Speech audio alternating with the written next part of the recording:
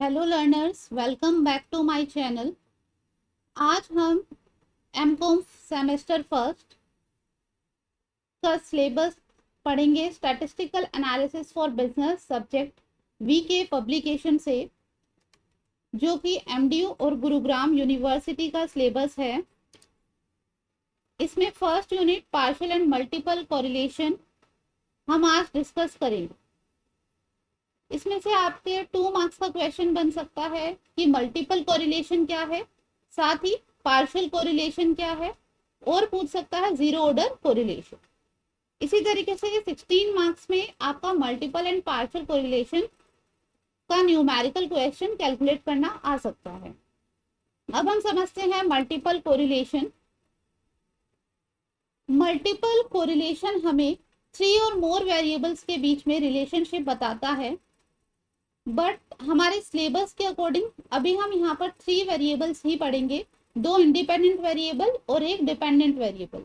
Independent variable वो होता है जिसे हम मैनिपुलेट कर सकते हैं, उसमें हम चेंजेस कर सकते हैं, ठीक है। और डिपेंडेंट वेरिएबल क्या होता है, जिसके ऊपर हम इम्पैक्ट देखते हैं, राइट। यहाँ पे हम एक एग्जाम्पल दिया गया है कि हम अमाउंट ऑफ फर्टिलाइजर और रेनफॉल का इम्पैक्ट देखना चाहते हैं वीट पर। तो यहाँ पर फर्टिलाइजर और रेनफॉल दोनों हमारे इंडिपेंडेंट वेरिएबल है और वीट डिपेंडेंट वेरिएबल, ठीक है।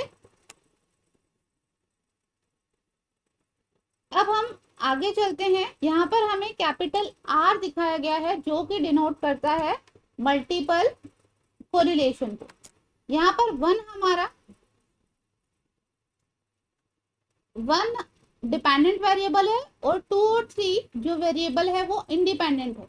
इस फॉर्मूले को किस तरीके से करना है, पहले हम r12 का स्क्वायर प्लस r13 का स्क्वायर, उसमें से हम माइनस करेंगे इन दोनों ही वेरिएबल्स को और साथ में r23, ठीक है, डिवाइडेड बाय 1 माइनस r23 जो कि हमारे इंडिपेंडेंट वेरिएबल है उनका स्क्वायर और होल रूट, ठीक है। सिंपल सा फॉर्मूला है। इसी तरीके से आप अगर वेरिएबल चेंज होंगे तो उनको भी निकाल सकते हो। यहाँ पर जो हमारे r12, r13 या r23 दिया गया है वो क्या है, सिंपल ऑर्डर कोरिलेशन कोफिशिएंट है, या फिर आप कह सकते हो नहीं, जीरो ऑर्डर कोरिलेशन कोफिशिएंट। अब हम समझते हैं मल्टीपल कोरिलेशन कोफिशिएंट की लिमिट क्या होती है। तो ये लिमिट हमारे लाई करती है 0 से 1 के बीच में, राइट। हमेशा याद रखना कि 0 से 1 के बीच में हमारे मल्टीपल कोरिलेशन होता है और ये कभी भी नेगेटिव नहीं हो सकती है, ठीक है। अब हम यहाँ पर एग्जाम्पल देख लेते हैं। कुछ बहुत इजी सा एग्जाम्पल है। आपको 3 तरह के मल्टीपल कोरिलेशन निकालने हैं, साथ ही मल्टीपल कोरिलेशन कोफिशिएंट दिए गए हैं, ठीक है। यहाँ पे पहले हम निकाल लेते हैं कि 1 is dependent on 2 and 3 variable. तो क्या फॉर्मूला बनेगा, r12 का स्क्वायर प्लस r13 का square minus 2r12 multiply by r13 into r23 divided by 1 minus 23 का स्क्वायर, देन होल रूट, ठीक है। इस तरीके से आप वैल्यूज पुट करके इसे कैलकुलेट कर सकते हो। ऐसे ही आपको बाकी दोनों पार्ट भी निकाल लेने हैं। अब हम अगला एग्जाम्पल समझ लेते हैं। यहाँ पे हमें डायरेक्ट वेरिएबल ना देकर एक एग्जाम्पल से पूछा हुआ है कि x1 हमारा इकोनॉमिक्स का स्कोर है, x2 मैथ्स का स्कोर है, x3 स्टैट्स का स्कोर है। तो यहाँ पर हमें क्या निकालना है, 3 डिपेंडेंट है 1 2 के ऊपर, मतलब जो स्टैट्स का स्कोर है वो इकोनॉमिक्स और मैथ्स के स्कोर के ऊपर डिपेंडेंट है। आप इसे कैलकुलेट कर लोगे। यहाँ पे मैं आपको सारे एग्जाम्पल्स प्रोवाइड कर रही हूँ। वीडियो देखने के बाद आप इन सबको प्रैक्टिस कर सकते हो। मैं सबको समझा देती हूँ कैसे निकालना है। यहाँ पर आपको मल्टीपल कोरिलेशन कोएफिशिएंट निकालना है। ट्रीट करना है फर्स्ट वेरिएबल को डिपेंडेंट और अदर सेकंड एंड थर्ड आपके इंडिपेंडेंट होंगे, उन्हीं फॉर्मूले से निकल जाएंगे। अब यहाँ पर हमें एक प्रूफ करने वाला क्वेश्चन आया है, r 1.23 इक्वल्स टू 1 प्रूफ करना है आपको R 2.13 इक्वल्स टू 1 है। पहले हम ये जो दिया है इफ, इसका फॉर्मूला यहाँ पर बना लेते हैं। क्या होगा, R12 का स्क्वायर प्लस R13 का square minus 2R12 into R13 into R23 divided by 1 minus R23 का स्क्वायर। ठीक है, इसी तरीके से आप इसका जो सेकंड पार्ट दिया है उसका फॉर्मूला निकाल लोगे। यहाँ पर ये हमने निकाल लिया। अब हमें जो फर्स्ट फॉर्मूला है उसके अंदर स्क्वायर कर देंगे दोनों साइड। ठीक है, इसको फॉर्मूले को हम इक्वल्स टू 1 के रखेंगे और जब इसका स्क्वायर होगा अंडर द रूट का, अंडर द रूट का स्क्वायर होगा तो स्क्वायर और रूट हमारे कट जाएंगे और हो जाएगा सिंपल फॉर्मूला। ठीक है, ये हमारा कट जाएगा रूट से। ठीक है, सिंपल हमारा ये बचा और 1 का स्क्वायर 1 होता है। इस तरीके से ये जो हमारा डिनोमिनेटर में है वो 1 की साइड चला जाएगा, सिंपल आ जाएगा 1 माइनस R23 का स्क्वायर और यहाँ पे हमारा पूरा फॉर्मूला बचेगा ये। अब हमें उसे दूसरे वाले फॉर्मूले के अकॉर्डिंग लाना है, मतलब 1 2 हमारा एक साइड है, हमारे पास क्या है 1 2 है अभी तक फॉर्मूले और 1 3 है। हम 1 3 को उस साइड भेज देंगे और 2 3 को इधर ले आएंगे। ये जो 2 3 वाला है हमारा इस साइड आ जाएगा, माइनस में जो है वो प्लस हो जाएगा और जो ये प्लस वाला उधर चला जाएगा 2 और प्लस वाला हमारा उधर चला जाएगा, ये वाला सॉरी ये 1 3 वाला। ठीक है, इस तरीके से हमारा वही फॉर्मूला आ गया। अब हम दोनों की साइड क्या कर देंगे, रूट लगा देंगे। प्रूफ हो गया कि दोनों हमारे जो इक्वेशंस है वो इक्वल हैं। ठीक है, अब हम समझते हैं पार्शियल कोरिलेशन को। पार्शियल कोरिलेशन में हम दो वेरिएबल के बीच में रिलेशन देखते हैं और जो थर्ड वेरिएबल है उसके रिलेशन को हम एलिमिनेट करते हैं। उसके इम्पैक्ट को हमें अपनी स्टडी में नहीं देखना है।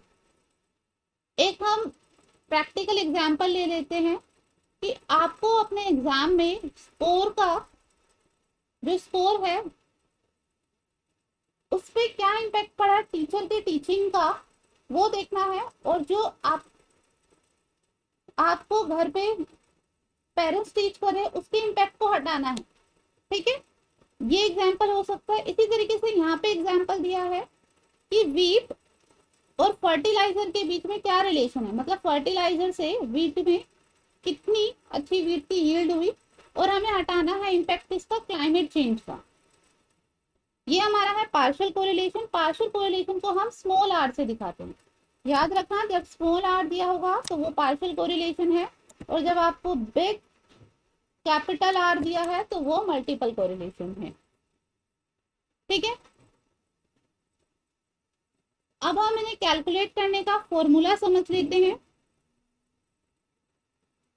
फॉर्मूला हमारा है R12 माइनस 3 सॉरी 0.3, मतलब क्या है, हमें जो थर्ड वेरिएबल है उसके इम्पैक्ट को हटाना है।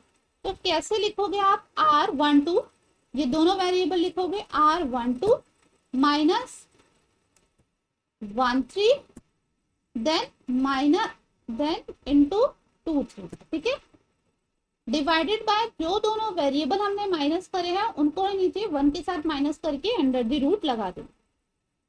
ठीक है, इसी तरीके से आप दूसरे फॉर्मूलेज भी बना सकते हो। जो हमारा लाई करता है पार्शियल कोरिलेशन वो करता है -1 to 1 के बीच में। अगर इससे बाहर हो जाएगी हमारी पार्शियल कोरिलेशन की वैल्यू तो डेटा हमारा इनकंसिस्टेंट कहलाएगा। यहाँ पर हम निकालना सीख लेते हैं 1 to 0.3। ठीक है, तो फॉर्मूला है हमारा R12 minus R13 into R23 divided by 1 minus R13 का square under the root into 1 minus R23 का स्क्वायर अंडर द रूट। ठीक है, ये सारी वैल्यूज को सब्स्टिट्यूट करेंगे देन हमारा आंसर आ जाएगा 0.629। ठीक है, जो कि है हमारा क्या वैल्यू बताई थी, -1 से 1 के बीच में होना चाहिए, तो इसी के बीच में हमारी वैल्यूज। आप इसी तरीके से दोनों बाकी पार्ट भी कैलकुलेट कर लेना। सेम यही क्वेश्चन आपको नेक्स्ट यहाँ पर पूछा है, प्रैक्टिस कर लेना आप वीडियो के बाद। इसी तरीके से यहाँ पे पार्शियल कोरिलेशन कोएफिशिएंट निकालना है फील्ड वर्क और थ्योरी कीपिंग के ऊपर। The score in method constant रखना है और इंटरप्रेट करना है आपको रिजल्ट, क्या रिजल्ट आते हैं इनके। तो यहाँ पे भी वैल्यू ठीक है हमारी, ये देखो रिजल्ट तो हमारा ठीक आ रहा है, -1 से 1 के बीच में आ रहा है, लेकिन ये क्या है 0.085 आ रहा है। तो मतलब क्या, लो डिग्री ऑफ कोरिलेशन है, मतलब दोनों वेरिएबल के बीच में, फील्ड वर्क के बीच में और थ्योरी में स्कोर आने के बीच में रिलेशन है, कोरिलेशन है, लेकिन लो डिग्री, कम कोरिलेशन है। इस तरीके से हम नेक्स्ट एग्जांपल समझते हैं। Is it possible to have the following set of experimental data. R12 की वैल्यू दी है 0.6, R23 0.8, R13 आपको दे रखा है माइनस में -0.5। अब आपको निकालना है कि ये पॉसिबल है, निकल सकता है। अब आपको देखना है कि डेटा इनकंसिस्टेंट तो नहीं है, इसके लिए हम क्या निकालेंगे, R13 उसमें से हम एलिमिनेट कर देंगे 3 को। हमें सारी वैल्यूज दी गई हैं, फॉर्मूला बहुत इजी है। क्या फॉर्मूला बनेगा, R12 minus R13 into R23 divided by 1 minus R13 का square under the root into 1 minus R23 का स्क्वायर अंडर द रूट। सारी वैल्यूज को सब्स्टिट्यूट करा और आंसर हमारा क्या आया, 1.92। और हमने क्या कहा था, हमारी वैल्यू लाया करनी चाहिए पार्शियल कोरिलेशन की -1 से लेकर 1 तक, लेकिन ये 1 से ज्यादा आ रही है, तो आपका डेटा क्या है, इनकंसिस्टेंट है, डेटा में कंसिस्टेंसी मेंटेन नहीं हुई है, राइट। अब हम अगले एग्जाम्पल को समझ लेते हैं, 9th एग्जाम्पल।